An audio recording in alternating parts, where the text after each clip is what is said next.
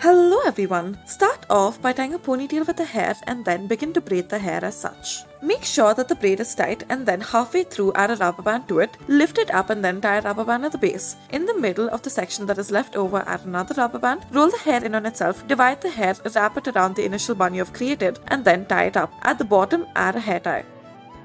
Next, start off by tying a ponytail and then take this bun stick, wrap the ponytail around the bun stick and then once you reach the top, curve it and wrap the hair around the curved stick. Add a rubber band to it until you reach the base. Then add this particular spring type of clip to the bottom.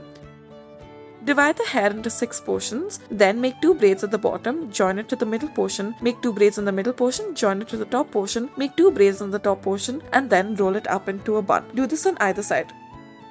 Divide the hair into 2 sections in the front and then tie 2 braids out of it. Coming to the back, start off by adding some hairspray and then make this triangular shaped division. Make 2 braids out of it, make 2 more braids at the bottom, join all of them together, roll them up and add a decorative clip once you're done.